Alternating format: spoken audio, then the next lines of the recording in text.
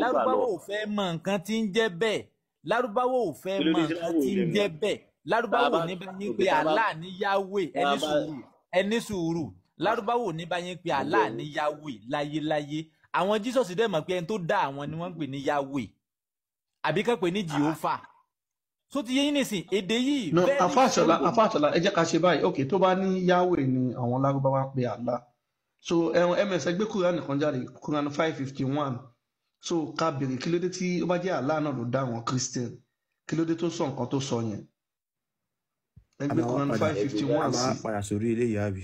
bẹ́ẹ̀ ni Quran 551 kí ló dé tí Allah sọ pé alájì ẹ̀ka alẹ̀ tàbádìí kávásì tán àmàdáyìn lọ ẹ ṣe sà so ní Allah ò ṣe é yí ọmọ lárúbáwá kan wá níjẹta ìgbà tí àwọn Muslim ẹgbẹ́ wọn sọ fún pé Ọlọ́run náà ni Allah ó ló tí o ó ní tó bá ń tẹ̀lé Ọlọ́run ó ló máa kó wọn wọná olùwà ti rẹ́rìn yóò débi pé àwọn èèyàn wọn yẹ kó ti post fídíò yẹn ó ní tó bá ń tẹ̀lé Ọlọ́run máa kó wọn wọná àwọn afọ àwọn Muslim ṣe yẹ̀yẹ́ ó ní no Muslim ni ó ní Allah ọmọ lárúbáwá sọ pé Allah lọ́wọ́n mọ̀ ó ní kò sí nǹkan míì ó ní tẹ bá ń tẹ̀lé Ọlọ́run ó ní inú náà ló máa kó yín lọ ó ní Allah nìkan lè gbọ́dọ̀ máa sọ àwọn Muslim lọ ọjọ́ máa ń bára wọn fà wọ́n ń wò wọ́n bá so yẹ yín ẹ lè translate Allah ó yẹ ká bí ìbàdàn afa òun rèé ó yẹ ká ẹ ṣe. Ọlọ́run bá ní yá ayọ́ allazina amanu Ọlọ́run bá ní mo pè yín olùgbàgbọ́ òdodo. Allah ló ń sọ̀rọ̀. látẹ̀tẹ̀ ṣe kí ni mo fi oge sí máa sọ pé Allah sọ pé kí ni Ọlọ́run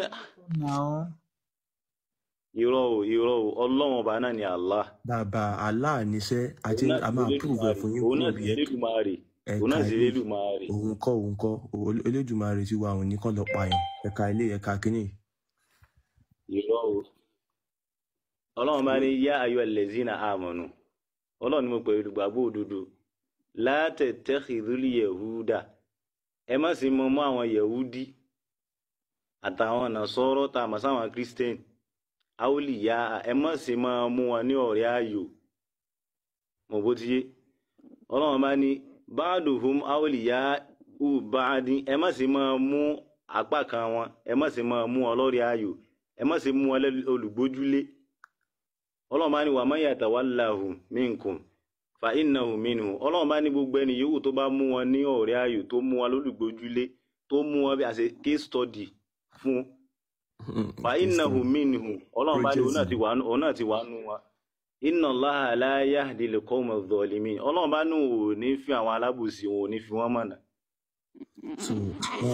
so ṣé báyìí sìn ṣé Allah náà ló àwọn Christian sí ṣáà Allah ló máa pè tó ní kí Muslim má bá wọn ṣe ṣé Allah náà ní Yahweh ṣáàlà ní Yahweh báyìí pẹ̀lú nǹkan tẹ ká. ẹni sùúrù ẹ mọ náà ń pè ní Yahudi. ẹ kọ́kọ́ dáhùn náà àti Nasara Jew àti Christian so ó túmọ̀ sí pé Allah kọ́ ló dáhùn. ẹ wò ẹni sùúrù náà ẹ mútu ẹ kọ́ dá alájì lóhùn náà torí wọ́n kàn múlẹ̀ ní alájì ẹ̀ka lẹ́. ẹ̀ka lẹ́sà.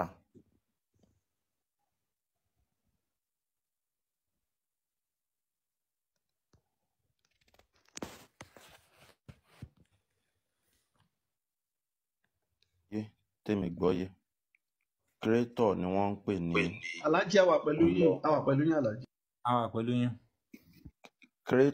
creator ni wọ́n ń pè ní Ọlọ́run. ẹ má wọrí alájí ẹ sọ̀rọ̀ lórí eléyìí.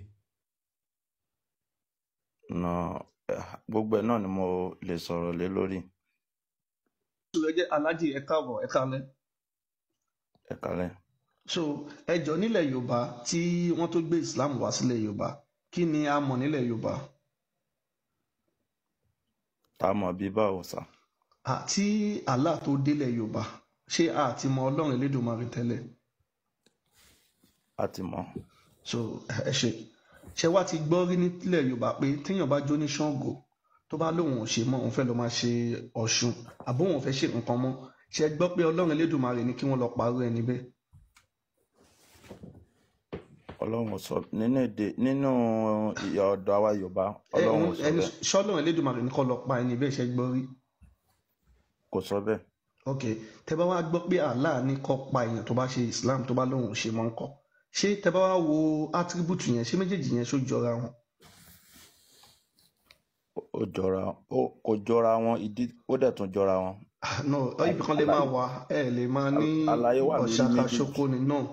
náà àlàyé wà lórí ẹ máa méjèèjì. gbọ́ èèyàn tó lóun ò ṣe Ṣàngó mọ́ òun fẹ́ lọ máa ṣe Ọlọ́ṣun àbó òun fẹ́ ṣe kankan ṣe gbọ́ pé Elédùmarè Ọlọ́run wa ní kó lọ pa ẹ máa gbọ́ ẹnìyàn bá lọ ṣe oníṣàngó bí ó fẹ́ máa bọ́ lọ́ṣun jà ni o mo tún mo fi klọ́ọ̀sì yẹn sí pé bí yóò lọ ṣe oníṣàngó ó fẹ́ máa bọ́ ní Ọ̀ṣun jà ṣe gbọ́ rí nílẹ̀ wa pé Elédùmarè wa ní kó lọ parọ́ ẹni bẹ́ẹ̀. mi ò gbọ́ rí. bọ̀ Allah tálà bá wa sọ pé tẹ́ni yẹn bí kò gbàgbọ́ o tó bá ti wá gbàgbọ́ tó ṣe Islam tó bá lóun ò ṣe mọ́ o ẹ lọ pa ṣé ọ jọra wọn báyẹn. kò jọra wọn. so àwọn ẹ̀ka wá fún yín lẹ́rìí yẹn so ms bí akẹ́kọ̀ọ́ kọ́ gbé àdìsí jáde ká tó lo Quran Sunan Nasai 4059 so ẹni tó bá fi ẹ̀sìn Islam lẹ̀ wọ́n ní kó pa àdèmà tó fi hàn yín nínú Quran 489 so ìkànlélẹ̀ so tẹ́ bá lè sọ síwá ẹ̀ka. àkọ́kọ́ nínú ẹ̀ ni pé ṣe rí bí n tèmi gbàgbọ́ ó yàtọ̀ sí n tẹ́yìn gbàgbọ́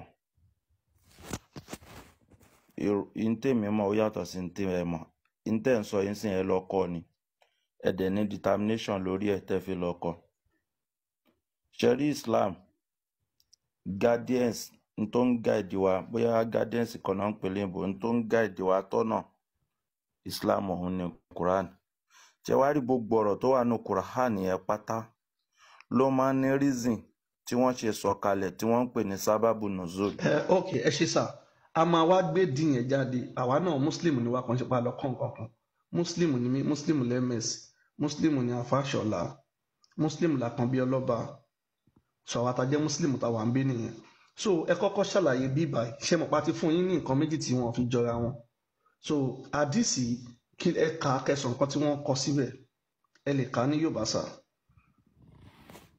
ẹ jẹ́ kí n bóòdì kò bóòdì bí ẹ ṣe bóòdì aya Al-Qur'an yẹn because sílẹ̀ bá ti ṣú báyìí mo ṣògbára ń rí bóyá tó bá lè bá mi bóòdì ẹ̀ dáadáa. tó bá kà fún yín kọ́ bóyá tí èèyàn kan bá kà fún yín. mo kàn rí bábùlì ó kí mi fi mọ̀rítádà àbí kinní kan. Ọbáṣọlá ẹ bá mi kà fún wọn ẹjọ. ẹ bá mi gbé kinní kan please tap yẹn ẹ bá mi gbé fún mi. táàpù wà lójú screen kò sí bẹ́ẹ̀. ó dà pé ń sọ lọ́dọ̀ tó ní. báyìí nǹkan. ó ti kú báyìí. báàbò hókímù fi murtada so murtada yẹn náà ni wípé ẹni tó pààrọ̀ nǹkan so badala so my murtada so now ọwani akhbarana Imran bun Musa qala hadathana Abdul Waris qala hadathana Hayyub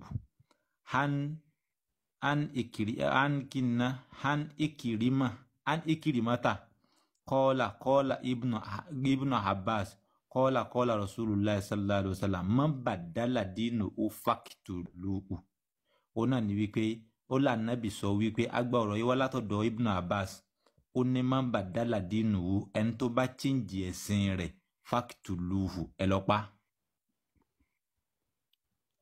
ẹ̀sìn ìyà rẹ̀ pẹ́nátì tí ó pè fún náà ni pé kí wọ́n lọ pa. ẹ má bínú ọ̀rọ̀ tí ẹ kà yìí nísìn tí mo rí kí ni sábàbù nùsùlì àdìsí yìí kí ni tó ṣẹlẹ̀.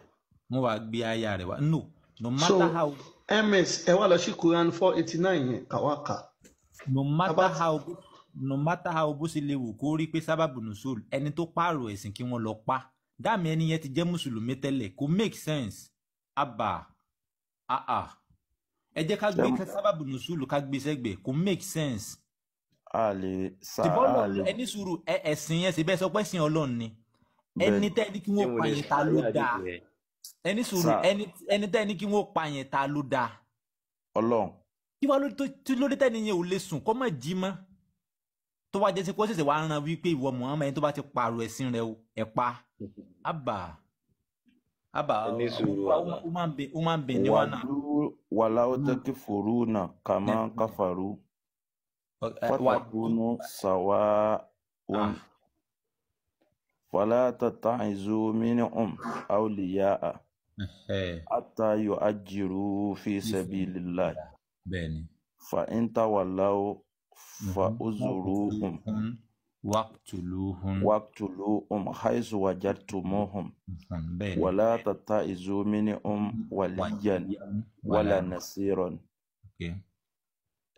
Mo gbọ́ mo dẹ̀ ti rí àyà yìí rí kì í ó ní ṣàkọ́kọ́. wàdú láwùtẹ́kì fòrú náà kà máa káfàrú wọ́n lérò wípé bí báwọn ṣe ya kèfèrí wọ́n fẹ́ jẹ́ kí ìwà ànábì náà ya kèfèrí bẹ́ẹ̀ fatakunu nasawa kí gbogbo yín kẹ́lẹ́ bá a jẹ́ dọ́gba fàlẹ́ àtàtà ìsúmínú àwòlíyà má mú wọn lọ́rẹ̀ẹ́ àtàyò hajiru fi sabilillah títí tí wọ́n fi padà àbí tí wọ́n àfi ṣiṣẹ́ tí wọ́n fi padà sójú ọ̀nà àlà fàyíntàwà láwù tí wọ́n bá wá gbẹ́rù gbọ́n rí fáhùsùhún ìrẹ́ Muhammad gbá wọn mú pa wọn jà wákìtùlùhún kò pa wọn.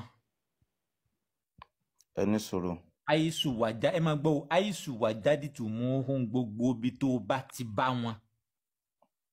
wàlá tata ìsúmi ni wọn wà líyà má fojú àánú wò wọn yẹn ni kí n má mú wọn lọ́rẹ̀ẹ́ wàlá nàṣírà mọdẹ pìtì wọn yẹn ni kí n má ràn wọn ṣe.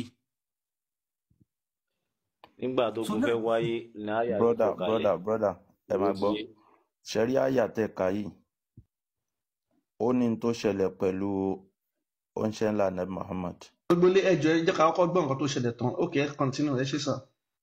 ó ní tó ṣẹlẹ̀ pẹ̀lú oníṣẹ́ ńlá nabi Muhammad pẹ̀lú àwọn sọ̀hábà nígbà yẹn pẹ̀lú àwọn mo sọ fún yín pé gbogbo alámọ̀ tí wọ́n ń pè ní sábàbù nùsùl purpose tán fi máa ń sọ àyà kalẹ̀ ọlọ́run ṣe tí wọ́n á rí nǹkan méjì mo fẹ́ kẹ́ wò nínú àyà yìí. nǹkan tí ẹ fẹ́ sọ fún wa ń sìn yín ti kárí àbí sábàbù nùsùl ẹ ti kárí àbí. bẹ́ẹ̀ni.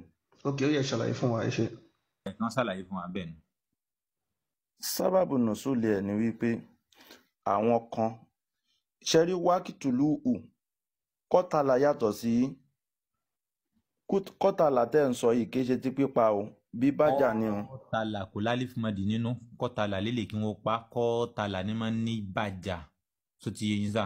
so àwa tá a gbọ́ nígbà alájẹ má bínú ẹ kàn ṣàlàyé ìṣẹ̀lẹ̀ tó ṣẹlẹ̀ tó fi sọ kínní yẹn láti ẹ̀fẹ̀ gbọ́ ẹ ṣe. ìṣẹ̀lẹ̀ yẹn ni wípé àwọn kan máa ṣe súnmọ́ káfàrú súnmọ́ àmọ̀nù nígbà yẹn wọ́n á ṣẹ̀sìn lónìí wọ́n á tún ṣe nǹkan míì lọ́la wọ́n wá fi nǹkan yẹn ń jẹ́ ìṣìlọ́nà wọ́n fi nǹkan yẹn ń ṣe ìṣìlọ́nà fún àwọn tí wọ́n wà pẹ̀lú ànábì Muhammad. múlẹ̀. kí sọ̀rọ̀ múlẹ̀. sábàbí nùsùlù rẹ̀ kọ́ lẹ̀ ń sọ yẹn tinú yín lẹ̀ ń sọ yẹn. ó dá sẹ́yìn lè sọ tiyín. ṣàlàyé jọ ẹ jẹ́ kó ṣàlàyé náà tó bá ṣàlàyé kí a fi ní ẹ̀kọ́ lọ́tọ̀dọ̀ wọn ẹ ṣe ẹjọ ẹ ṣàlàyé fún wa àfa ṣàlàyé kàtí ẹ gbọ́ látọ̀dọ̀ wọn ṣe mọ̀ pọ́ wọn náà nǹkan tó wọn types comment pé àkì ń fọ́wọ́n yàn láàyè ó dàbí lọ́ọ́ gbé wọn wọlé ọ̀nà Alhaji Mr. Ọ̀nàlá ẹ lè ṣàlàyé ẹ ṣe. àdìsí àyá Al-Qur'ani yìí nígbà tí wọ́n sọ kalẹ̀ fún Muhammad sallallahu alaihi wasallam wọ́n sọ kalẹ̀ lórí wípé àwọn tí wọ́n jẹ́ zuma káfàrú súnmọ́ àmánù mo accept pé kọ́tàlá ó yàtọ̀ sí kọ́tàlá mo accept ẹ̀ ṣùgbọ́n kìí ṣe wípé ẹni tí ìbá ti ṣe mùsùlùmí ni wọ́n ń rí fáàsì ìntàyà yẹn ṣe sọ̀kalẹ̀. ẹni tó wá ṣe tí ò ṣe mọ́ ni ẹ kàn ṣàlàyé nǹkan ìdí tó fi sọ̀kalẹ̀ ìyẹn la fẹ́ kẹ́ ṣàlàyé ẹ jọ sá ẹ pa ti pa máìkì fún ẹ ṣe. n tó ṣẹlẹ̀ ni mo ti ṣàlàyé yẹn pé àwọn tí wọ́n ń ṣe ìsìláàmù díẹ̀ tí wọ́n tó ń ṣe nǹkan míì díẹ̀ tí wọn ò dúró sí ojú kan àwọn ní àyà orí ẹ̀ sọ̀kalẹ̀. kí wàá lóde tó máa ń kọ́ lọ pa wọ́n torí ìyẹn ẹ̀yin náà àbí kí lè rí sí nǹkan yẹn mo wá ṣe mùsùlùmí sí mo tún ní mi ṣe mọ́ mo tún lọ́wọ́ ní kọ́ lọ pa mí kí lè rí sí nǹkan yẹn. ẹ má bínú ẹ̀yin ìmáàmù nẹ́tíwọ́ọ̀kì àbí kí náà pé wàá pàdánù ayé wàá pàdánù àlìkíyàmù òfin ló ṣe eléyìí burúkú ọmọ. àfáàṣẹ ẹ fi wọn lẹ ẹ má wo kọ́mẹ́ǹtì wọn ẹ fi wọn lẹ. ló fẹ́ fa kọ́mẹ́ǹtì wèrè. àfáàṣẹ ẹ fi wọn lẹ ara ń ta wọn ni so Alhaji Ọ̀nàlá kí lè rí sí nǹkan yẹn èèyàn ṣe Islam wá lóun ṣe mọ́ wọn ní kọ́ lọ pa kí lẹ rí sí. àwọn tí wọ́n sọ bẹ́ẹ̀ fún láyé Ànábì Muhammad torí pé ọkàn wọn le ju bẹ́ẹ̀ yẹn lọ tán bá. ẹ máa gbọ́ ọkàn mi lè ń sìn mo ní mi ṣe Islam mọ́ kọ́dẹ̀ nìkan lọ pa mí ṣe bá kí lẹ rí nǹkan yẹn sí nílẹ̀ Yorùbá ṣé Ọlọ́run Elédùmarè lè sọ̀rọ̀ ọ̀rọ̀ yẹn nǹkan tá a fẹ́ kẹ́ wò gangan nìyẹn tá a fi ń gbé fún yín ẹni sùúrù nǹkan tá attribute tá a fẹ́ kẹ́ wò nìyẹn Allah ẹni tó lóun ṣe Islam mọ́ ọkàn ẹ lè oníkan lọ pa tí Ọlọ́run Elédùmarè ilẹ̀ Yorùbá tó bá sọ pé ẹ̀wọ̀n ọmọ Yorùbá o tí wọ́n ṣe Islam tẹ́lẹ̀ gbà tó gbé Islam dé o bí oníṣàngó Ọlọ́ṣun Ọlọ́ya bí Islam ṣe dé yẹn pé ọkàn wọn náà lè wọ́n wá fẹ́ lọ máa ṣe Islam tí Ọlọ́run Elédùmarè yẹn tẹ̀lóhùn náà ní Allah tó bá ti ní kọ́ pa wọ́n ṣé irú ẹ̀yin báyìí ṣe ṣe máa wà láyé ẹ jẹ́ ká bẹ̀rẹ̀ bẹ́ẹ̀. mo máa wà láyé náà. ẹ lè sí láyé ìdí ni pé bí àwọn bàbá yín gbà yẹn tó fẹ́ lọ gba Islam Ọlọ́run Elédùmarè ti ní kọ́ pa ọ̀tá wọn tó bá ti pa wọn kò sí bọ́yìí máa bí yín so òun ló fi jẹ́ pé tẹ bá wò Allah àti Saudi yẹn àti Ọlọ́run Elédùmarè lẹ́wà wọ́n ń ṣe kan náà because èèyàn lòun ò ṣe kan mo fẹ́ lọ ṣe mí wọ́n ní kọ́ pa ẹ gbé síra wọn ẹ jẹ́ ká wò ibi tá a kàn fẹ́ kẹ́ lò nìyẹn ẹ jẹ́ ká rọra wò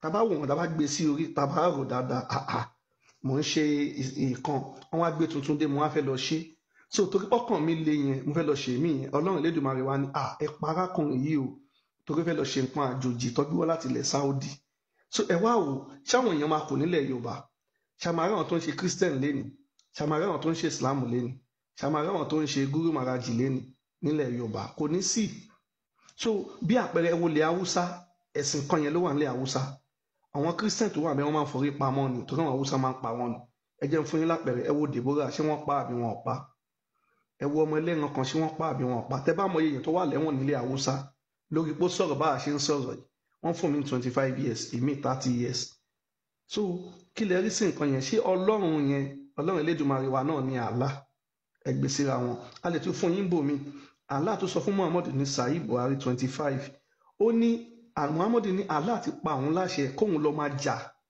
títí tí àwọn èèyàn fi máa gba Allah gbọ́ tọ́dẹ̀ máa gba àwọn náà pé òjíṣẹ́ Allah lòun ṣe gbọ́ bẹ́ẹ̀ nílẹ̀ wa nílẹ̀ Yorùbá.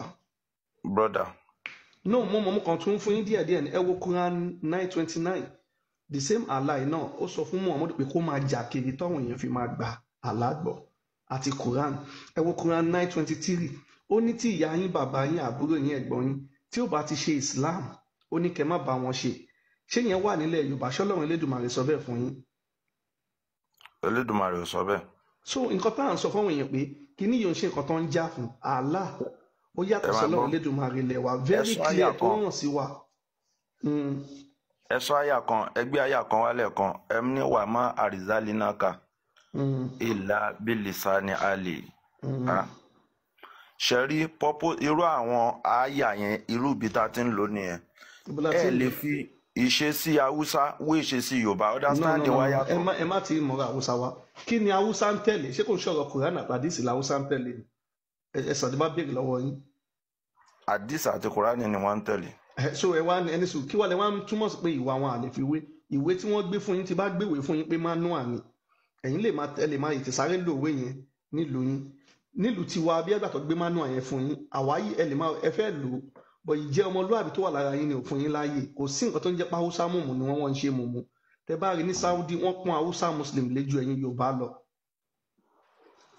tọ́wọ́n ọmọ bọ́ láti Saudi lọ́la ń sìn sílẹ̀ yìí tó bá wá sí Nàìjíríà Haúsá ló máa lọ ń bá wọ́n rí pé Haúsá ń tẹ̀lé gbogbo òfin ìwé yẹn ilẹ̀ Haúsá wọ́n ti ń ṣe ṣèríà wọ́n lófin Allah ni wọ́n gbọ́dọ̀ tẹ̀lé ojú òfin ìjọba lọ ṣẹ́yìn Yorùbá Muslim sọ bẹ́ẹ̀ àwọn kan fẹ́ gbéwèrè yẹn wọ́n gbà jẹ́ kó yé wọn pé wọ́n á ya lọlẹ̀ Haúsá àbíkọ́ lọ sí ìlú Muslim so Allah ó yàtọ̀ sọ́lọ́run Elédùmarè ẹ jẹ́ ká ṣòótọ́ a mọ̀ pé òótọ́ ó le fáwọn èèyàn láti gbà nírọ̀rùn àmọ́ táwọn èèyàn wa ta bá dá wà ká lọ rò dáadáa Allah ó yàtọ̀ sọ́lọ́run Elédùmarè tá bá ní ká máa mú wá a ní 1 million ẹ̀rí ms kí ni verse Quran yẹn náà tó ní òun ti fi ẹ̀mí yín gba pàṣípààrọ̀ fún àlùjọ náà bóyá kẹ́ ẹ pààyàn àbí kọ́ pa yín sójú ọ̀nà òun Allah ẹ̀hún ṣe rántí verse yẹn Fáṣọlá Quran ẹbẹ ni mo rántí mò ń bọ̀ iná láì sára kí Quran bóyá Quran 4191 so ẹ wo nǹkan yẹn ṣé Ọlọ́run Elédùmarè ti sọ bẹ́ẹ̀ fún wa ń lẹ̀ wá pé ẹ fi ẹ̀mí yín gba pàṣípààrọ̀ fún àlùjọ náà kẹ́ ẹ lọ máa jà fún òun bóyá kọ́ pa yín àbí kẹ́ ẹ pààyàn torí àlùjọ náà kẹ́ ẹ dẹ̀ máa jó kẹ́ ẹ máa yọ̀ torí ìlérí tóun Allah ṣe òun ní ìlérí tó dáa tó dẹ̀ jẹ́ ìlérí òótọ́ ṣé ms ti sùn ní ms máa mọ vaasi yẹn ó sápá mi lórí. gbogbo ayé ni 419 ẹni tó sọ pé àwọn àfa 419. náà ẹ máa fi yẹn lẹ ms òkè dàpọ̀ ms ti sùn Big Joe. ọmọ fẹ́ wá vaasi yẹn wá.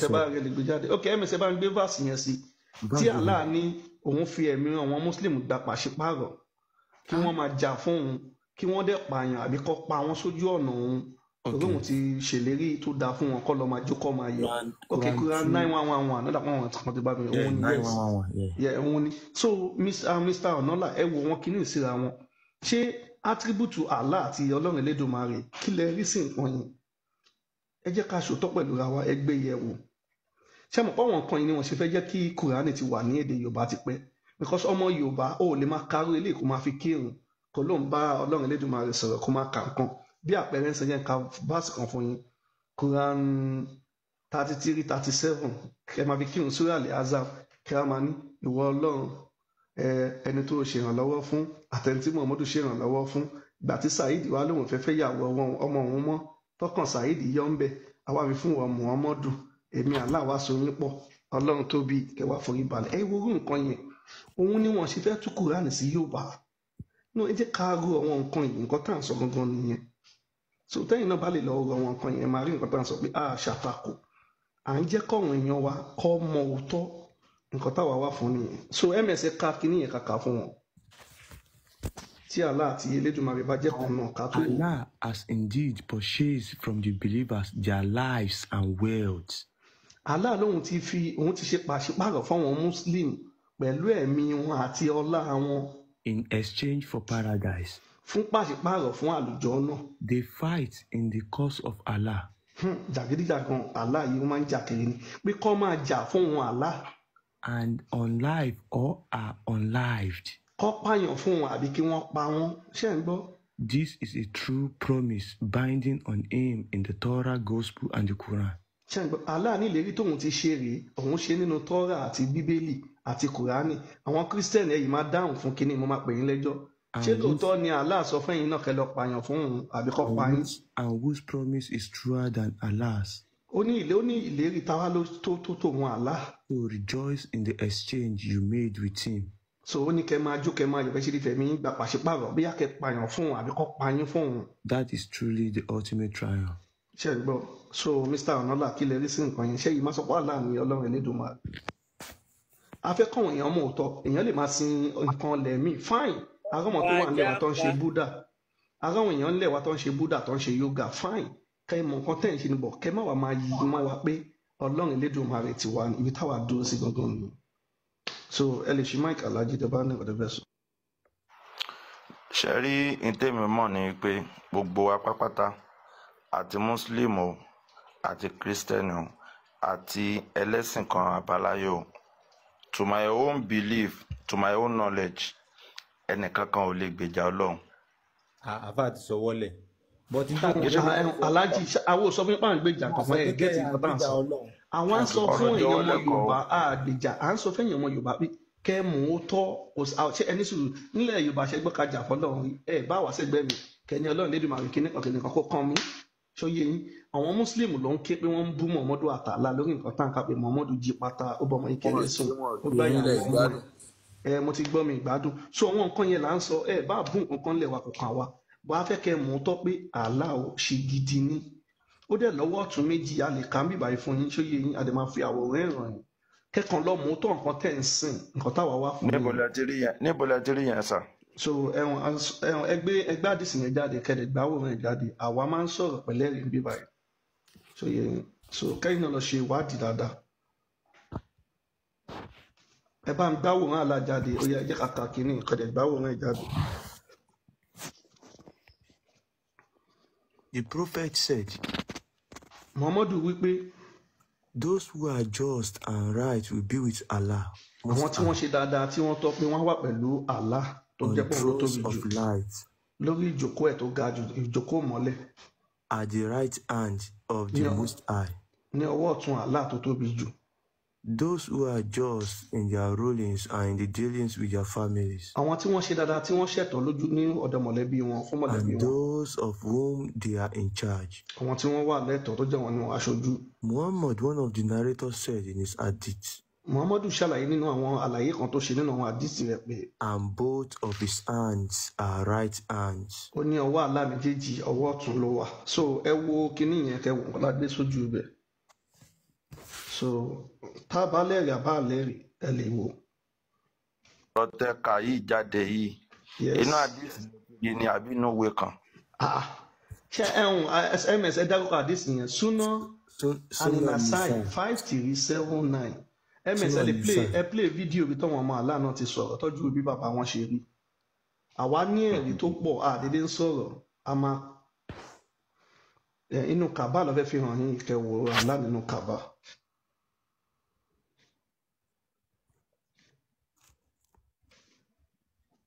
So ms yẹn máa lóòdù fídíò yẹn lè kẹ́ play fún wọn. Àlá nìyẹn nínú Kaaba kẹ́ wo òjìjí yẹn lẹ́yìn tẹ́ bá tún ní wọ́n lọ ẹ̀dítì ẹ̀ ni kẹ́ wo ẹ wo. Ẹ tó ti bẹ̀rẹ̀ lálẹ́. Kí ni mo bẹ̀rẹ̀ ẹ jẹ́ ká fọ́wọ̀n èèyàn ní fáàtì àwa máa sọ tọ̀rọ̀ ní ká má sọ ọ̀hún. Inú Kaaba lélẹ́yìí tẹ́ ń ṣó ìyá àbí. Ẹ wo náà ẹ wo fúnra yín ẹ wo àdìsí ta kà yẹn ẹ wo àdìsí yẹn. tó bá ti gbé kúrò ń bẹ̀ nìyẹn. So tó bá fi sí tẹ bá ní wọ́n ẹ̀dítì ẹ̀ ṣé wọ́n ẹ̀dítì òjìjí náà sí ẹ wo òjìjí yẹn lára ògiri. Eléyàn ṣe inú Kaaba. Inú bo lélẹ̀ ẹ gbà mí mi ò bẹ ti rí àwòrán inú Kaaba rí wọ́n lélẹ̀ ò ṣe inú Kaaba. Ẹ gbé sàálà ọ̀fọ̀ yẹn sí ẹ wò kí ni wọ́n sọ yìí. Ẹni sùn tẹ bá ní fóònù méjì ẹ tẹ inside Kaaba báyìí sí wọ́n máa ṣó gbogbo nǹkan tẹ̀ ń rí. Tó bá ti gbé kíní ìkúrò wọn lè máa ṣó bẹ̀yìn bọ̀ ẹ máa rí pílà ẹ máa rí gbogbo nǹkan ẹ tẹ̀. ẹ ti rí bá. So a tún ní fídíò náà táwọn ọmọ Allah ti sọ bí bàbá wọn ṣe rí. Wọ́n dẹ̀ máa sọ Kùránì pé Allah sọ níbi kan pé òun dá ṣàìtàn pẹ̀lú ọwọ́ òun méjì. Ó tún níbi kan tó sọ pé òun lòun kọ àwọn òwe kan pẹ̀lú ọwọ́ òun. And both of Allah's hands are right hands. We believe that both of the hands of Allah are what? MS ẹ jọ̀ọ́ ẹ ṣojú àwọn ènìyàn MS. Both of them are right. Ẹ gbé sọ́kọ́ tóbi kọ́rí pọ̀ wọn ọmọ Allah nǹkan ló ń sọ̀rọ̀ ẹ ṣe. The hadith says very clearly that both his hands are right. MS ẹ ṣe kó tóbi kẹ́ play ẹ jẹ́ káwọn èèyàn rí. Allah described in the Quran that he has a face. Allah described in the Quran that he has two hands when he addressed Iblis, Satan.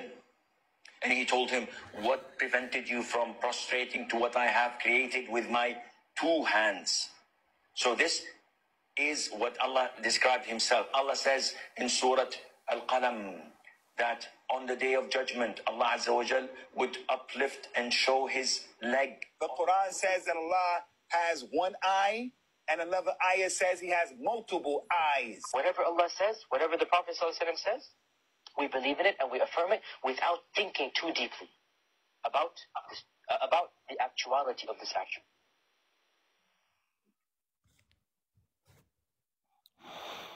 And both of Allah's hands are right hands. We believe that both of the hands of Allah are what? Both of them are right. How? I don't know. Don't try. The hadith says very clearly that both his hands are right. Brother. Allah described in the Quran that he has a face. Allah described in the Quran that he has two hands when he addressed Iblis, Satan. And he told him, what prevented you from prostrating to what I have created with my two hands? So this is what Allah described himself. Allah says, brother. Ṣé mo kọ́ tó ṣẹlẹ̀ ṣé mo pé máàmù yẹn ó sọ súrà yẹn ó sọ àyà àti tìlẹ̀ lọ́wọ́ nínú Quran. Ẹ máa gbọ́. Jẹ́rí gbogbo eléyìí tá à ń gbọ́ yìí wà láyé editing ni.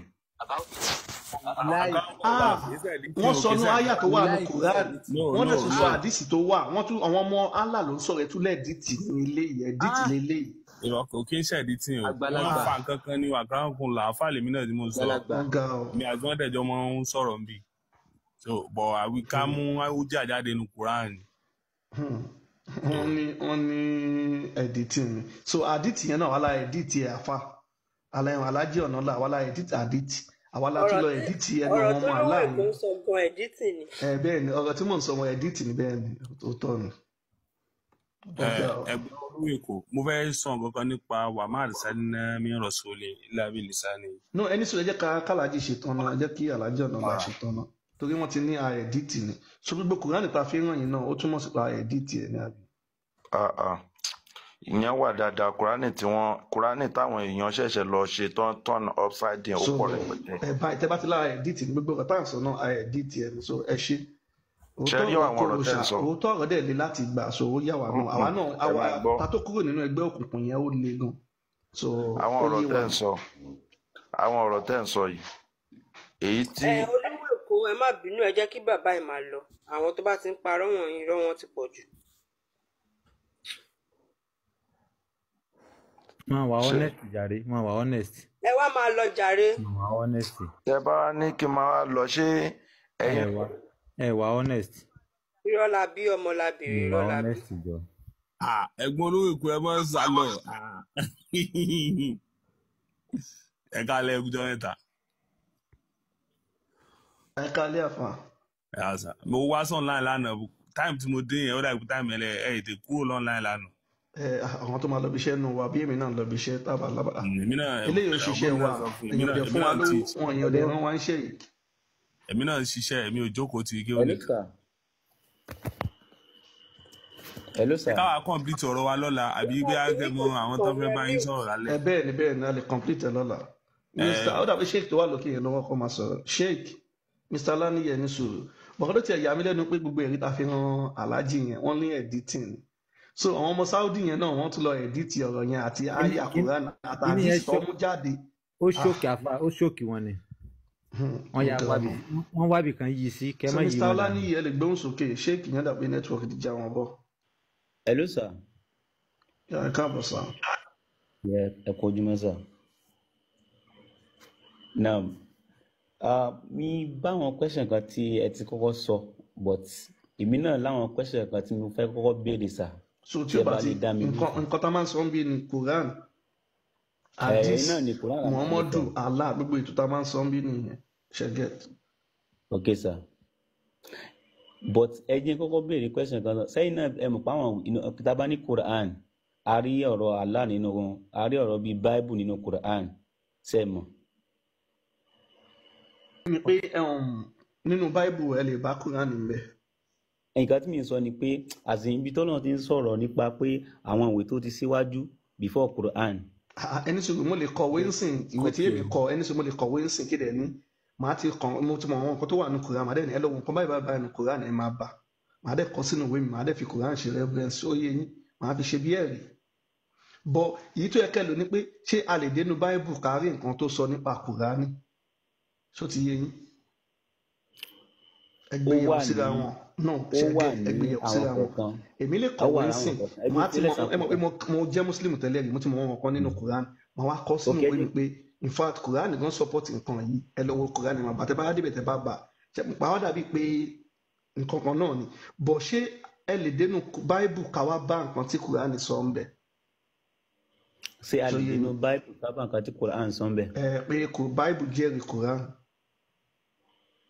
láwọn àyè kọ̀ọ̀kan. Bible jẹ́rìí ẹni sọ Bible jẹ́rìí Quran ló jẹ́rìí Bible àwa náà ti abalẹ̀ kí ó kọjá so ẹ jẹ́ ká fìyẹn lẹ̀ ká má mú ọ̀rọ̀ tí ó lọ so ẹni sùn ẹ jẹ́ ká bẹ̀rẹ̀ láti bí báyìí èyí tó wà wájú yín sìn Suratul Ibrahim 14:4 bí akẹ́ bẹ̀rẹ̀ láti bẹ̀. inshallah before kémi tó sọ̀rọ̀ nípa yẹn mo fẹ́ kọ́ káyà kan náà tá a máa jọjọ fojú wò before kémi tó lọ. ẹ bẹ̀rẹ̀ láti bí báyìí náà ẹ mọ̀ pé ẹ ti kọ́kọ́ béèrè question tí mo dẹ̀ bá yín lọ díẹ̀ so Bible tẹ́lẹ̀ fi ṣe reference yẹn kó lọ. wàhálà èmi kì í láì kí n máa jiyàn but. no ẹ fi yẹn ẹ ka bíbà aláàjì ẹ wà ń sẹlẹ̀ lọ́rùn Ọlọ́run á dá wa padà ṣé gbàgbé pé Allah kan náà lóun máa ń ṣìyàn lọ́nà tẹ bá wo àyà tó wà wájú wa nsìn tẹ bá dé sàlẹ̀ Allah ní òun máa ń ṣe ẹni tó bá ń rùn lọ́nà. ẹ jẹ́ kí Allah ló ṣe àwọn èèyàn lọ́nà. sẹ́yìn gbádùn mi. sẹ́yìn pa àmọ́ ẹ̀yin náà lẹ́lẹ́ kí o alhamdulillah àmọ́ pé kankan ní tafsir lè pọ̀ ní Ọláníyẹ má stress àwọn host wa wọ́n ti wà ń bí látàárọ̀ ẹ ka Quran tó wà wájú yìí simple àṣebẹ́ jọ ẹ má stress wọn wọ́n ti wà ń bí láti àárọ̀ láti wà ń bí ẹ má wá sókè kẹ́ wá stress wa ẹ ka nǹkan tó ní kẹ́ kà simple please. mọ́mí ẹ ṣe gan mà àwọn tí mi bá wí nǹkan tí mi ń sọ yé wọn gan ìtorí ẹ̀ ni mi ti fẹ́ lọ jù so mo ń sọ pé àwọn náà kò tafsiri Quran ó wà. now Allah sọ pé ó wà lójú bọ́ọ̀dù yẹn kí ló wà ń bẹ̀ síkè náà nǹkan báyìí ló wà ń bẹ̀ o kẹ́ẹ̀dẹ̀ ṣàlàyé rẹ̀ káàdẹ̀ máa lọ wà á mọ àrísálínà tẹ́ bá ti tú tán ẹ wá mọ sọ nǹkan tẹ́ bá fẹ́ sọ nínú àyà yẹn ká lè bá rí ẹ̀rí mùsùlùmí ẹ káyà tán ní kẹtú kẹ wá mọ mú àwọn tànáwò tafsiri jáde mi ò fẹ́ dá sí lálẹ́ yìí ní ọ̀la ní question tèmi bọ́ ẹni tẹ́ bá fẹ́ sọ ẹ máa tú Kùránì yìí lọ náà kẹ wá mọ sọ́nù ẹ̀. ọlọ́run ọba àlekèọlá ó sọ pé wà á mọ àrísálínà àrán. Allah ní sọ̀rọ̀ Allah kì í sọ ọlọ́run Allah. ṣẹbẹ́ ní kí n tú nǹkan ni. Allah lẹ́mọ̀ pé kó lè bá a rọrùn so ọlọ́run tó dá wa ńlẹ̀ Yorùbá yóò ṣẹ̀ṣẹ̀ wá lọ́mọ bára lárúbáwá sọ̀rọ̀ kó ṣẹ̀ wá rán sí wa no Allah ní sọ̀rọ̀ ńbẹ yẹn kì í ṣe ọlọ́run. subhanallah ok Allah subhanahu wa ta'ala ó ń bá wa sọ̀rọ̀ pé wà á mọ àrísálínà àrán òjíṣẹ́ kankan o mi àrán ẹnìkankan o mi rasulin nínú òjíṣẹ́ kankan illa bilisani qawmihi àyàfi ahọ́n yẹn àní sọ pé ahọ́n mọ́ àyàfi èdè àwọn ìjọ rẹ̀ liyubayyina lahum nítorí kó lè bá a ṣe kíni o kó lè bá a máa ṣàlàyé ọ̀rọ̀ fún wa àwọn àlàyé tí ó bá máa ṣe fún wọn kó lè bá máa ṣe fún wọn níbi àlàyé tá yóò máa ṣe fún wọn yìí fàyùdílù fáwọn sàbàbí yẹ níbi àlàyé tí ó máa ṣe fún wọn àwọn kan máa gbọ́dọ̀ pé fàyùdílù lọ́wọ́ man yasha ẹni tó bá wá wo Allah subhanahu wa ta'ala yóò jẹ́ kí ó ṣe kí ni o kó má láǹfààní láti jẹ́ kí ó gbọ́rọ̀ yẹn yé ní ó bá sínà látara nǹkan yẹn bó bá wo Allah ó lè ṣe bẹ́ẹ̀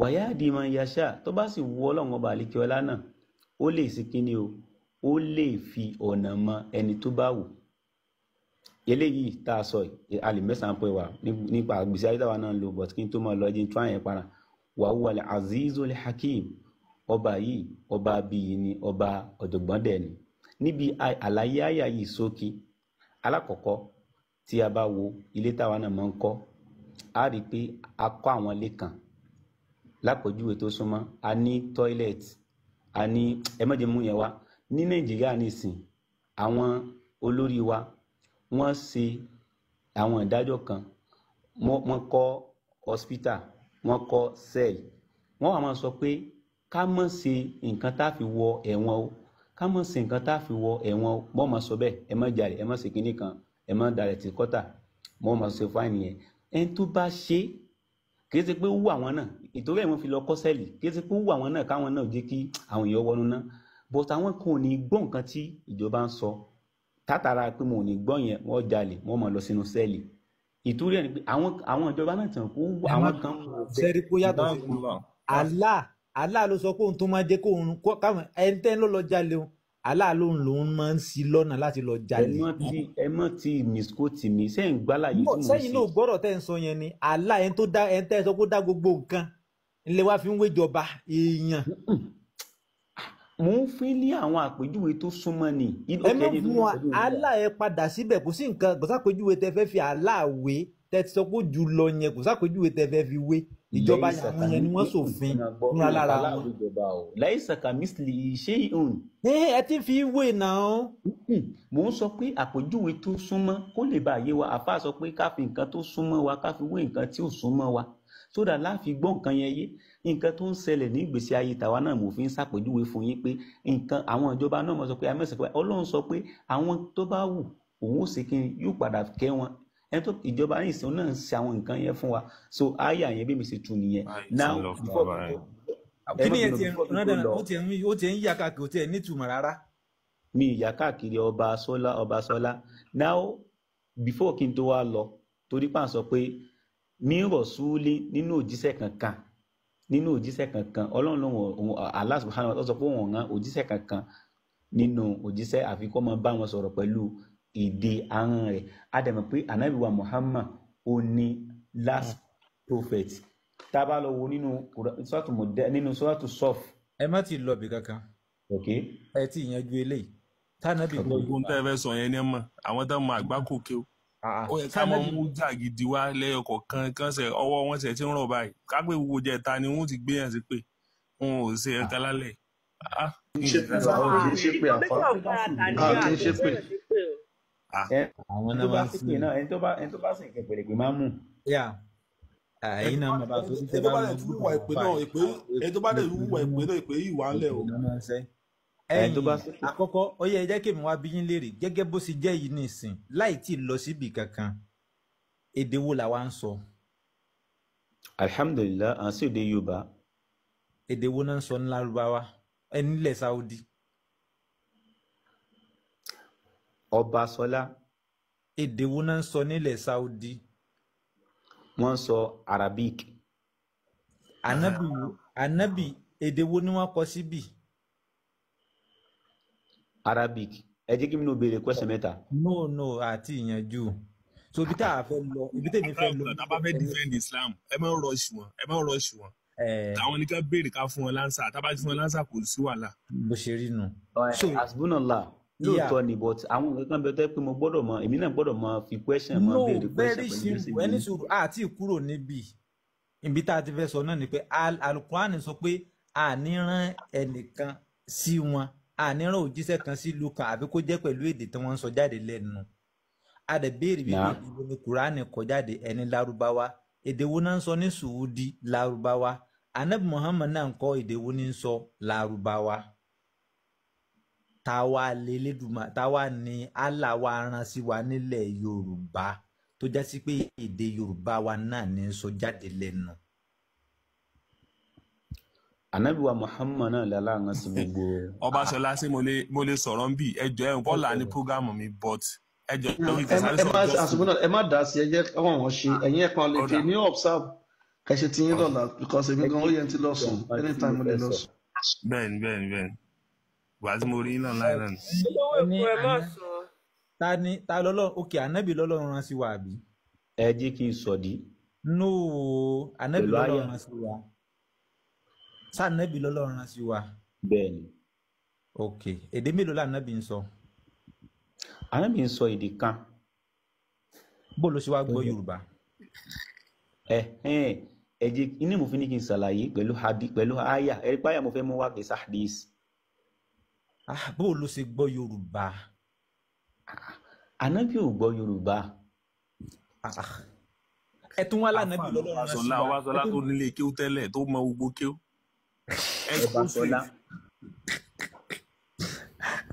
so now táwa lọ́lọ́run rán sí nígbà ẹlànàbí ò gbọ́ yorùbá Àlùkùránì dẹ̀ sọ pé a ti rán ẹnìkọ̀ọ̀kan sí wọn pẹ̀lú èdè yorùbá wọn ẹ tún lànàbí lọ́lọ́run tó rán sí wa. nǹkan tí mo fi ní kẹjí kí n mú àyà kan wá fún nìyẹn kí n fi báàkì ọ̀rọ̀ mi. ẹ lè kúrò níbi ìkẹ lọ bòmí. láìláì torí wípé àyà Àlùkùránì àyà Àlùkùránì tó wà bí ò lọ síbòmí lọ sọ̀rọ̀ ẹni tó bá fẹ́ ṣàbòsí ẹni sùúrù ẹni tó bá fẹ́ ṣàbòsí ni yóò sọ pé mo fẹ́ lọ mú kinní kan wá sẹ́ẹ̀dí kémi ò lọ́bì kankan níbí náà láti fẹ́ ṣàlàyé ara wa.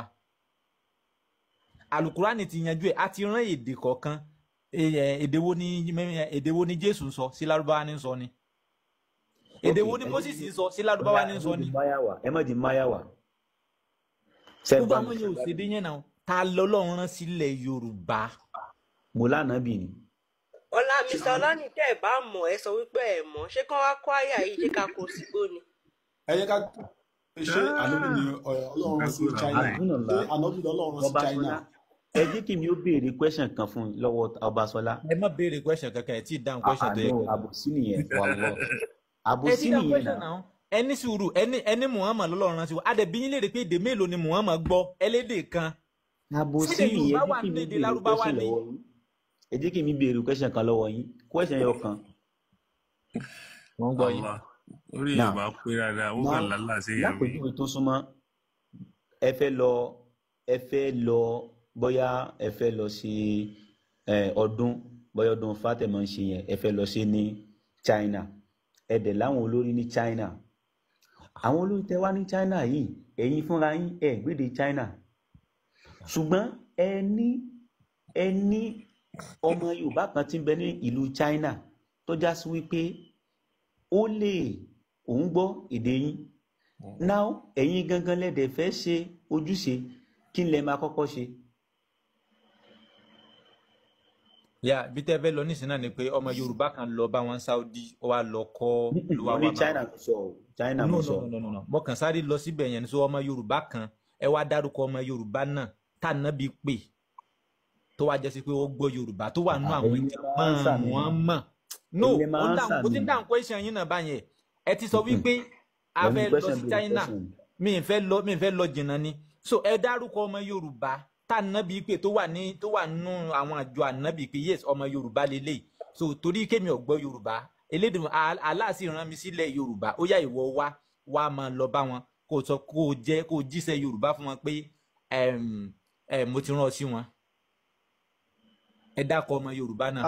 àfáàwọlá ní ẹjẹ ràn yín lọ́wọ́ ẹ mọ̀ pé kíní yìí ò le nǹkan tí àyà yìí sọ ni pé Allah ní òun ò ní rán èèyàn tí ó bá sọ èdè yín sí yín so àfáàṣìlá wa ń béèrè pé ta ni Allah rán sí wa ṣànàbí náà ló padà rán sí wa ni báwo làwọn bí ṣe bá wa sọ̀rọ̀ àbí ṣànàbí kọ́ ó báyàn kan sọ̀rọ̀ pé ìwọ wá o Mr. Ọláníyì ìwọ o ó wá kọ́ yín lárúbáwá wá ní kẹ́ lọ sọ fún wa ẹ get nǹkan tó fẹ́ kẹ́ ṣàlàyé nìyẹn ẹ ṣe Mr. Ọláníyì.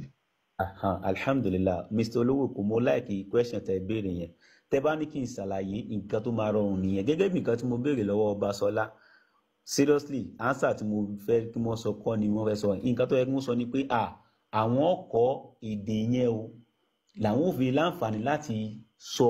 no ẹni tí tẹ ọba lọ kọ́ èdè ọ̀rọ̀ yìí ti tako Kùránì nìyẹn o ó ti tako ọ̀rọ̀ Allah o Allah ní gẹ́ẹ̀tì ìgbẹ̀yìn tẹ bá ti sọ bẹ́ẹ̀ ẹ ti tako ọ̀rọ̀ Allah nìyẹn o Allah ní òun ò ní rán òjíṣẹ́ tí ò kì í ṣe èdè yín sí yín bí àpárẹ́ ń sìn Muhammadu lárúbáwá ló ń sọ wọ́n rán sí Saudi so Allah máa wá ṣe èmi bíi Mr. Ọláníyì ni Allah máa wá ṣe Prophet Ọláníyì Ànábì Ọláníyì Muhammadu Ọláníyì àwa rán yìí náà sílẹ̀ Yorùbá so ẹ gbọ́dọ̀ ta ko ọ̀rọ̀ aláàrúgbọn lèmi ń gáìdì yín fún kẹlẹ wà lójú ọ̀nà. ní ìtakọ̀dà ẹ máa bọ̀ olóyè kò ṣe kí tún gbé 1047 wa ni.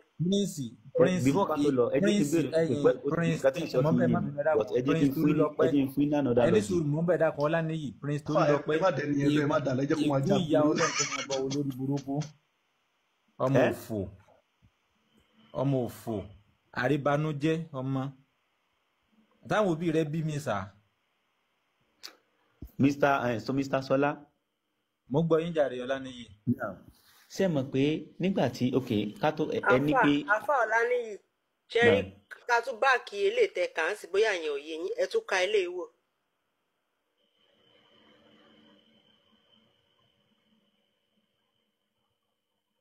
wọ́n ti yé yín báyìí wọ́n ní fún gbogbo agbègbè bíyà gbogbo òlu a máa rán òjíṣẹ́ tiwọn sí wọn ṣó yé yín ẹ lè tún kabẹ náà kó lè fi yé yín gbogbo ọ̀nà kan náà ni àwọn àyà yẹn yìí sọ sọta wá ní aláàrán sí wa ṣáàlà gbàgbé ilẹ̀ Yorùbá ni àbí aláàmàkọ́rọ̀ rẹ̀ jẹ́ ó dàpẹ́ mẹ́sì ti sun ẹ̀dẹ̀ tí lọ gbé.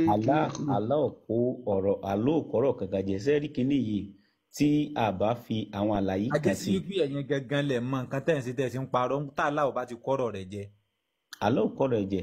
ẹ̀yin ajẹ́sí ẹ̀yin lẹ̀ mọ nǹkan tẹ̀ ń sọ náà ẹ̀yin gangan lẹ̀ wá mímọ̀ débi tó yẹ kẹ́ wá dé kẹ́ fi mọ̀ wípé àti láwọn tẹ́lẹ̀dùmarè rán sílẹ̀ ti wá tí è ṣe ti Sáúdí akànjẹ́ aláyọjú ràn ni. ta lẹ́lẹ́dùmarè rán sí wa. Ọ̀rúnmìlà àwọn Ṣàngó Ọbàtálá Ọya torí àwọn ni wọ́n ń sọ èdè láńgbéèjì tẹ̀yìn ń sọ jáde lẹ́nu yẹn. kí lẹ́fídẹ́ǹsì yìí. ànábì náà dẹ̀ wọn àwọn ò lẹ́sìn kí ló kà wọ́n pè lẹ́sìn. sẹ́sìn tí wọ́n dá ẹni sùn sán dàpọ̀ ẹ̀sìn bẹ̀ yẹn ni. wà á máa bẹ̀rẹ̀ nínú mìíràn sílé. wọ́n ní evidence èmi ní evidence. ṣé wọ́n dàpọ̀ sẹ́sìn wà bẹ̀ yẹn ni. Ọbaṣọlá evidence náà béèrè. ok evidence ni wọ́n dákọ̀ ẹ̀yin gangan ni ẹ̀yin èmi náà wà nù evidence ẹ̀yin náà wà nù evidence torí pé lárúbáwá kọ́ lẹ́yìn sọ jáde lẹ́nu àwọn kan náà dẹ̀ invade èdè tẹ́ ń sọ jáde lẹ́nu yẹn àwọn ewé tiyín ti ń bẹ nílẹ̀ yín yẹn àwọn yẹn ni wọ́n sọ lórúkọ àmọ́ àwo lẹ́sìn that is it kò tí pé ẹ ń lọ sin kinní kan no Elédùmarè free ní tọ̀dọ̀ tiwa ṣùgbọ́n bó ti jẹ́ nù gbogbo tó dààmú lọ́dọ̀ àwọn àfàlẹ́ Yorùbá tí wọ́n torí pé ìsìláàmù ó ti da nǹkan rú mọ́ wọn kò fẹ́ jẹ́ kí wọ́n pọ́n tilẹ̀ Yorùbá wọn kò fẹ́ jẹ́ kí wọ́n pọ́n lé ìdí nù tó fi sọ pé ó máa ń nira fún wọn láti sọ jáde wípé Ọ̀rúnmìlà o nínú àwọn tọ́lọ́run rán sílẹ̀ Yorùbá. àfáàṣàlà ẹ̀ mọ̀kọ́dọ̀ yẹ kẹ́ ṣe díẹ̀díẹ̀ fún Mr. Ọláníyì Mr. Ọláníyì ẹ má bínú mi bóyin o ọjọ́ mi nǹkan téèyàn bá mọ̀ yẹn lé ní àmà lọ ṣe wádìí ṣé mọ̀ pé tẹ́ bá wo nǹkan yìí sí ẹni sùúrù tẹ́ bá ẹ máa lọ ṣèwádìí nǹkan tí yóò bá mọ̀ Allah ló sọ̀rọ̀ ó ní òun ò ní rán òjíṣẹ́ ta lòjíṣẹ́ bíi àná bíi Moses Isa ó yẹ yín àwọn Moses báyẹn ló ń sọ òun ò ní rán sí àwọn kan àyàfi tó máa sọ èdè wọn ṣó dẹ̀ yín àná bíi Saudi lọ rán sí Mecca so táwa ni ó rán sí ọ̀dọ̀ wa ẹ̀yin ló yẹ kí wá lọ ṣiṣẹ́ yẹn gẹ́gẹ́ bí ṣe jẹ́ àfáà fún wa ẹ̀yin lẹ́ ń kọ́ wa ń kéwù ẹ̀yin lẹ́ ń kọ́ wa ń kéwù ẹni sọ ẹ̀yin lẹ́ ń kọ́ wa ń kéwù ẹ wá lọ ṣèwádìí sí i tẹ́ bá wá lọ́jọ́ mi kò túmọ̀ sí pé bí ya ẹ lulẹ̀ ṣóyè yín so nǹkan tó ní lónìí yẹn wọn pẹ̀lú yín. Mr. Olówó Èkó ẹ ṣe gan sa Ọlọ́run yóò bá mi wà pẹ̀lú yín now nípa nǹkan tí ẹ sọ pé bóyá mi ní evidence tó sẹ́yìn nínú Quran mo nǹkan tẹ́yìn náà mọ̀ tẹ́ mọ̀ dáadáa ni tí ó dẹ̀ yé yín dáadáa a gbọ́dọ̀ mú apá kan kálá àgbà gbọ́ àbí àwa ni àgbà kan gbọ́ nínú Quran Ọlọ́run mo ní kí n mú mo understand nǹkan tẹ́ ẹ̀ ń sọ ó túmọ̀ sí pé tó a bá gba bíbá ìgbà gbọ́dọ̀ gba gbogbo Quran gbọ́ bẹ́ẹ̀ ni a gba Quran gbọ́ ẹ jẹ́ ká wá ṣe nǹkan fún yín ẹ̀hún Big Joe a gba gbogbo Quran gbọ́ òun náà mo sọ fún yín mo lá gba gbogbo ẹ̀gbẹ́ ní sòrò Big Joe ẹ ṣí Quran 12:2 gbogbo Quran la gbàgbọ́ ẹ ṣe ń wò wá. ẹ̀yin fẹ́ evidence wa ẹ̀dín yóò evidence wa níbo mi. ẹ lè dáhùn eléyìí la ṣe gbé kúrò bẹ́ẹ̀ fún yín ẹ kò sí nǹkan tẹ́ fẹ́ sọ ayé lè dá padà ẹ sọ̀rọ̀ sí i so àwa gba Quran gbọ́ orí àyà yẹn gan-an ẹ sọ̀rọ̀ ẹ tẹ́ bá sọ wọn máa dá padà ẹ sọ. ẹ padà síbẹ̀ mo fẹ́ mú evidence wa lórí ẹ̀ nìsa. wọ́n máa dá padà ẹ sọ lọ́nà ẹ sọ ọ́n a máa dá padà.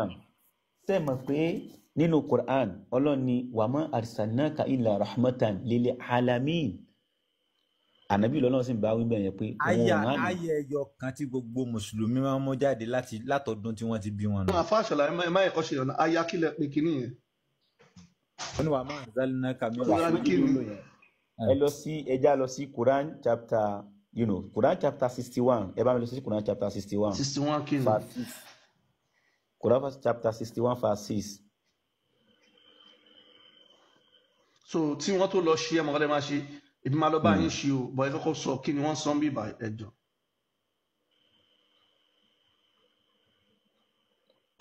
alif lam mim tilka ayatul kitab al-mubin inna anzalnahu qur'anan arabiyyan la'allakum ta'qilun. Allah subhanahu wa ta'ala sọ fún wa pé dájúdájú àwa la sọ kalẹ̀ qur'anan àwa la sọ qur'an kalẹ̀ arabiyyan tó jẹ́ tí ó wà ní èdè Lárúbáwá la'allakum ta'qilun nítorí kẹ́lẹ́ bá a sí làákàyè. Kíni náà wá mọ́ ayá àtàwọn nínú bẹ̀yẹn. Sódàkọ Yorùbá. Mr. Basola ẹ ṣe gan. Sódàkọ Yorùbá. Simple. Ṣé o dá mi kò wá fúnlẹ̀ wa nìyẹn. Before ká tó kún bẹ́ẹ̀ yẹn Quran chapter 2 ẹ bá mi lọ sí Quran chapter 2 verse 23 Quran chapter 2 verse 23-24 ẹ bá mi lọ bẹ̀ torí kó lè bá a yé yín. ẹni sùúrù ẹ ṣàlàyé bíbá fún wa náà kí ni ó sọ ń bíbá. ní àyà tí wọ́n sọ yẹn náà lèmi náà fẹ́ fi báàkì àyà tèmi náà wà ọlọ́run bá lè fẹ́ láti pé àwọn kí ni wọ́n sọ. aláàní wàmọ́ pé inna anzalnahu qur'anan arabiyyan la'allakum ta'qilun dájúdájú àwa la sọ Qur'an yẹn kalẹ̀ ní èdè Lárúbáwá la'allakum ta'qilun nítorí ẹni bá jẹ́ ní tí ó mọ̀ sí làákàyè. no kó lè bá a yé yín àwọn wo ló wá ń bá wí. ẹ o. àwọn wo làlá ń bá wí bẹ́ẹ̀ yẹn. ẹ gbé Quran yẹn sí kí n máa rí nǹkan tẹ kí n. ṣùgbọ́n náà ni Big Joe ẹ bá wa gbé sí i nǹkan tẹ kàtọ́nsìn ni àwọn wo làlá ń bá wí. àwa umma náà ni àwa mùsùlùmí ni. ok tọ́ba wá fi tẹ̀síì rẹ̀ ròyìn pé Mẹ́kà ló ń bá wí nǹkan wọn ará Mẹ́kà ló ń bá wí nǹkan. lèmi náà wá fi mú sẹ́yìn báyìí nìsín ẹ fẹ́ mọ mú tẹ̀síì wa. Big Joe ẹ gbé jáde no ẹ̀yin náà mọ̀ ń ràn lọ́wọ́ because ẹ̀ ń sọ ń sìn pé ẹ̀yin ló ń bá wí Allah ò bá yín wí ẹni sùúrù àwọn afẹ́kẹ́ gbogbo ayé rà rí dájú Allah ò bá yín wí àyanjú hàn ni. Big Joe ẹ gbé jáde pẹ̀lú tẹ̀síì tó máa ń ṣàlàyé ẹ̀yìn ẹ̀jọ̀ kí gbogbo ayé rí. Gbogbo ayé wo ló ń bá wí ṣé alájì ṣe wáyà gbalagbò. àwọn ń ṣeré tí wọ́n ní jàre wọn ọmọ ní fún ọmọ aláàlú China wọn ọmọ North Korea. wọ́n sọ máa là ní China ni wọ́n máa ń North Korea wọn ni North Korea. wọ́n wá ní gbogbo ayé náà bá wí. Big Joe ẹ bá wa gbé sí Big Joe 419 náà máa ń ṣe orú àwọn aláàjì tẹ́ ẹ wò yẹn 419 náà máa ń jẹ́.